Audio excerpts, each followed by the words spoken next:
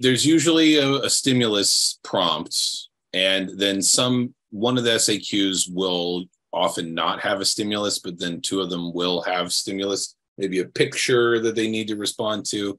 There's usually something like this one here where there's two sides of an issue and you have to analyze it. Yeah, absolutely. But they're not that hard, but they're super important. The SAQs, like if you know your content, the SAQs are usually not difficult, but they're they're 1/5 of the grade. It's a full 20% of the grade for like 6 questions, basically.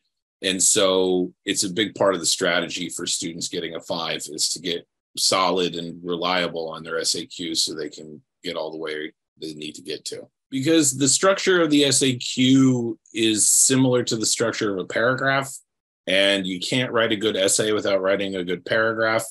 And so, like, if you know how to answer an SAQ well, then it's only another step or two to writing a paragraph well, and then writing a paragraph well is easy to make the next step to writing an essay well. So I just work up from the level of the skill building, working from simple to the more complex. SAQ, I've seen some teachers, just as a contrast to what I do, I've seen some teachers who really make students write really extensively long SAQs. I think this is usually teachers who have not been doing it for very long, or they're not necessarily confident in their writing teaching.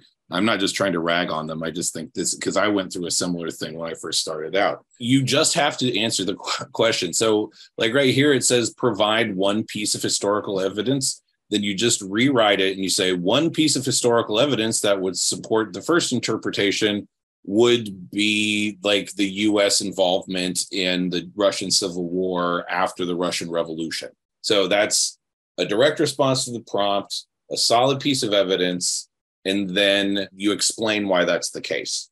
So that if the American involvement in the Russian Civil War, their support for the White Russians during the Civil War indicates that America was antagonistic towards the Soviet Union before the Cold War even started, the end.